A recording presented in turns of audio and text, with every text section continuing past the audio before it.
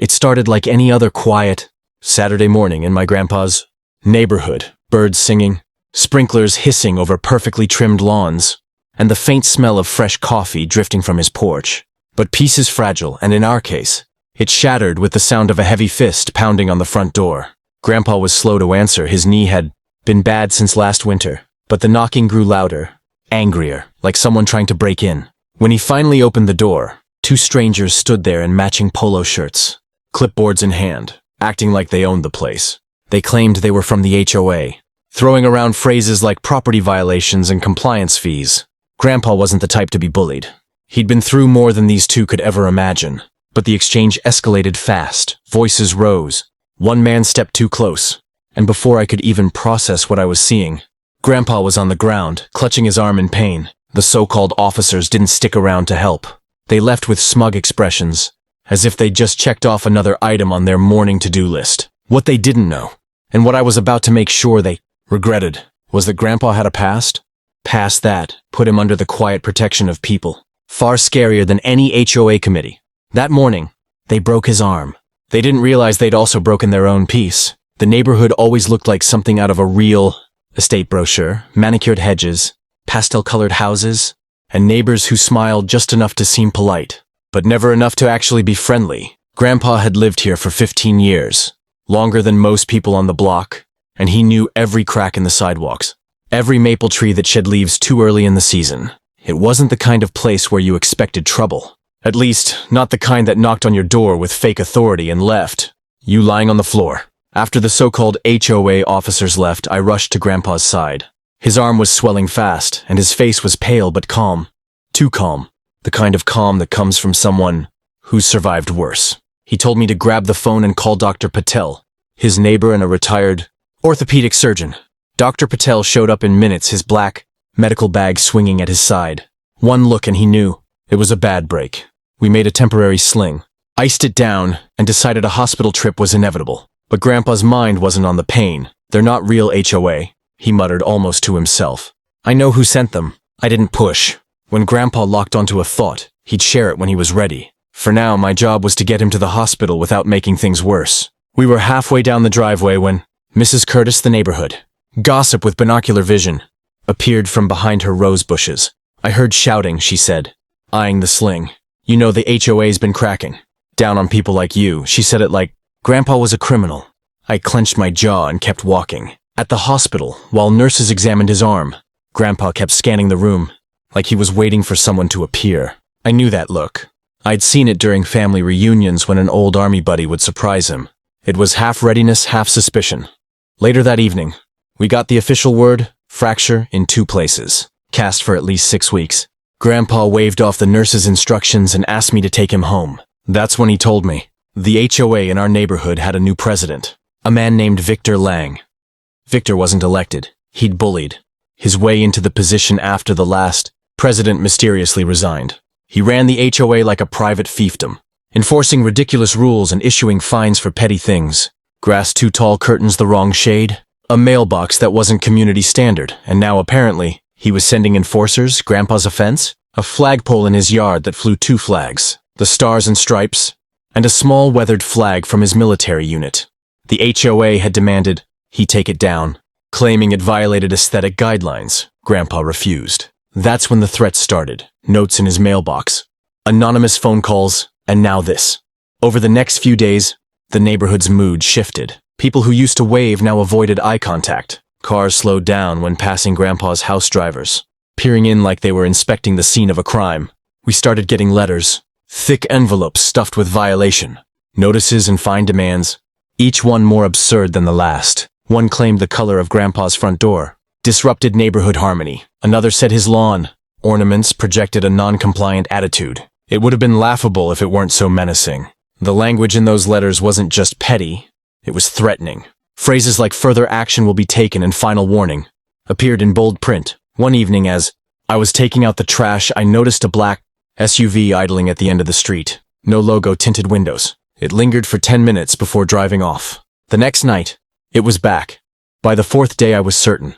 This wasn't just an HOA dispute. Someone wanted Grandpa intimidated, maybe even forced out. But why? That answer came sooner than I expected. I was in the kitchen when I heard tires screeching outside. Two men, different from the first pair, were walking down the driveway with a clipboard and a camera, snapping photos of the flagpole in the house. I stepped outside and told them to leave.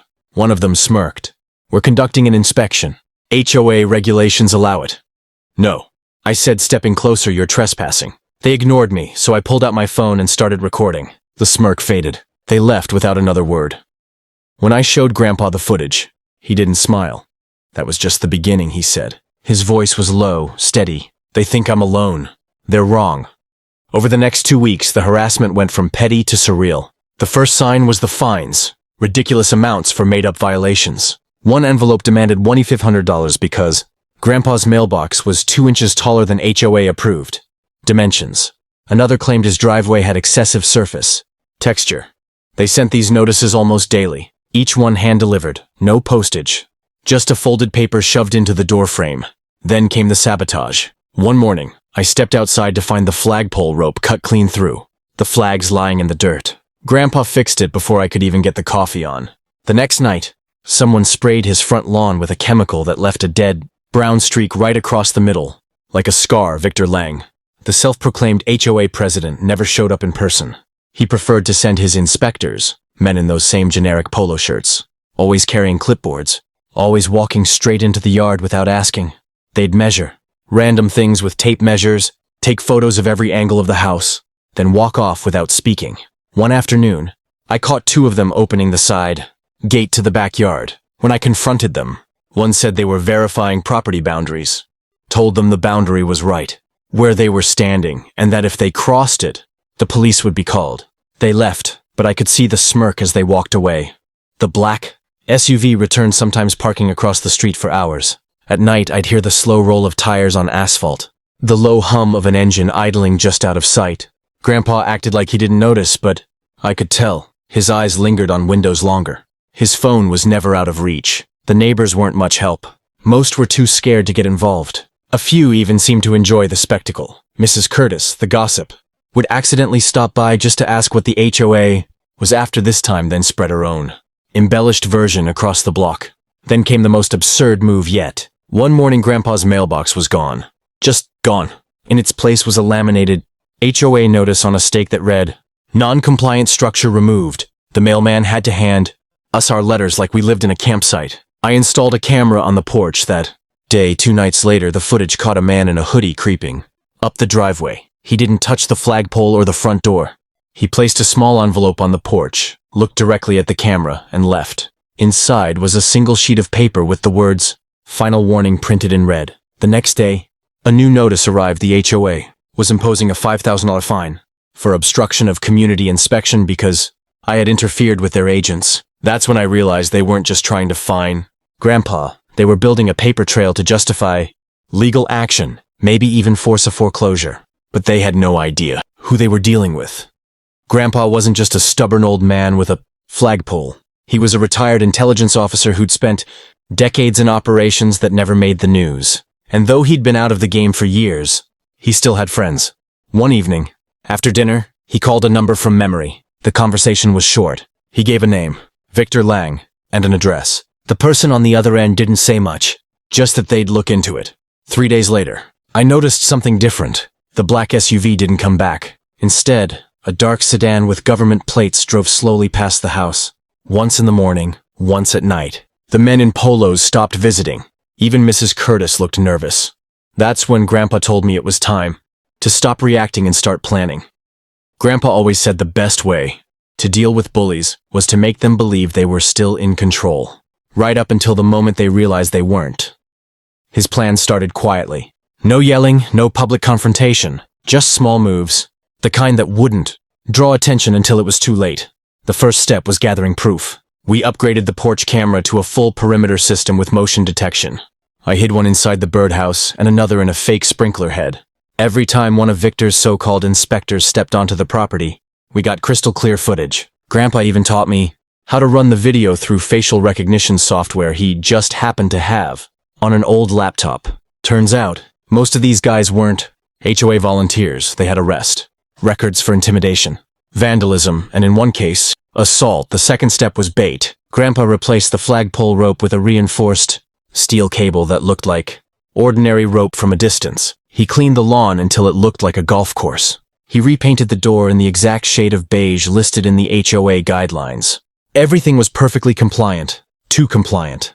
It left them nothing to fine us for, which would frustrate Victor. Frustrated people make sloppy mistakes. The third step was exposure. Grandpa mailed copies of the violation notices, along with the video footage and arrest records, to every homeowner in the neighborhood. He didn't sign the letters, just stamped them with the word, "Know your HOA." By the next morning, the block was buzzing.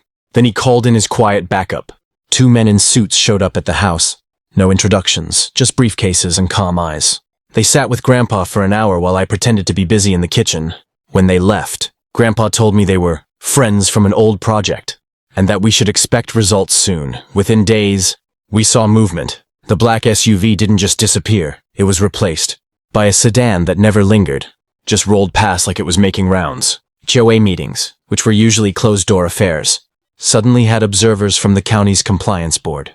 And then came the small but satisfying cracks in Victor's image, a rumor about missing HOA funds, whispers about his previous business bankruptcy, neighbors starting to question his authority. The final piece of the plan was setting the stage for confrontation. Grandpa requested in writing to attend the next HOA board meeting. He knew they'd have to let him in. It was in the bylaws Victor loved to quote. But what Victor didn't know was that Grandpa's attendance would come with a surprise. The night before the meeting, Grandpa showed me a manila folder thick with documents, forged inspection forms, bank transfer records, even a witness statement from a former HOA treasurer who claimed Victor had threatened her into resigning.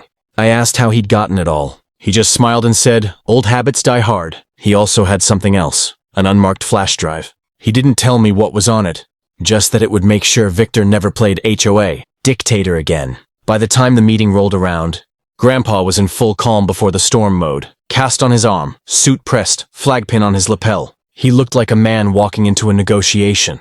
He already knew he'd win, and he was right. The HOA meeting was held in the community clubhouse, a beige room with folding chairs, fluorescent lighting, and a faint smell of old carpet. By the time we arrived, nearly every seat was filled. Word had spread. Grandpa's flyers, the rumors about Victor, the sudden appearance of government-looking cars, had all built to this moment. Victor sat at the head of the table in a tailored suit, smiling like a man who thought he was untouchable. His inspectors stood along the back wall, arms crossed, eyes scanning the crowd. He called the meeting to order, rattling off the agenda as if this was just another Tuesday night. Grandpa let him go through 3 items before standing up. "I have something to add to the agenda," he said, his voice carrying easily through the room.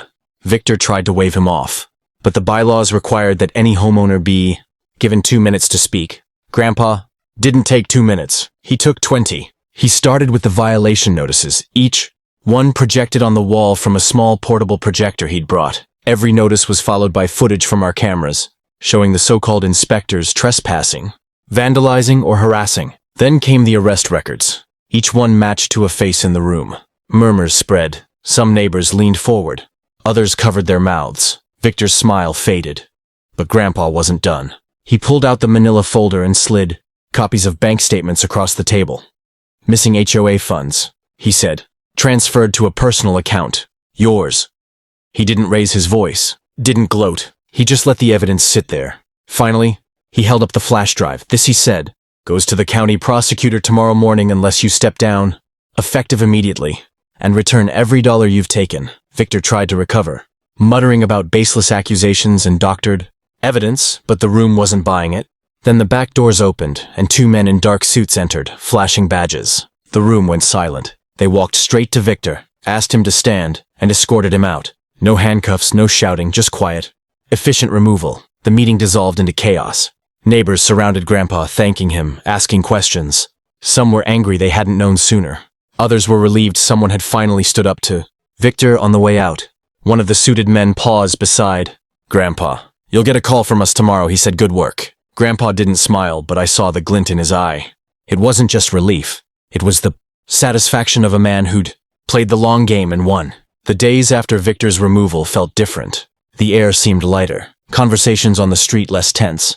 Neighbors who had avoided eye contact before now stopped to talk, some even apologizing for not stepping in sooner. The new interim HOA president, A soft-spoken retired teacher named Mrs. Alvarez sent a handwritten note to Grandpa, thanking him for restoring integrity to the neighborhood. Grandpa, of course, didn't see it as heroism. It was just cleaning up a mess, he said one morning while sipping coffee on the porch. But I could tell he took quiet pride in how it had played out, not in the attention, but in the precision. Every step had been deliberate, every move calculated. The flagpole still stood in the front yard, both flags flying high. The HOA not only stopped objecting, they passed a resolution protecting veteran displays from future disputes. That brown scar in the lawn where they'd sprayed chemicals? Grandpa left it as is, a reminder of how far Victor's pettiness had gone. One evening, as the sun dipped low, I asked him what would have happened if the FBI friends hadn't stepped in. He didn't answer right away. Finally, he said, "Then we'd have found another way. There's always another way." It wasn't bravado. It was the quiet certainty of someone who had lived by adapting. If you've ever been pushed into a corner by someone who thought they had all the power, you know the satisfaction of seeing that power crumble.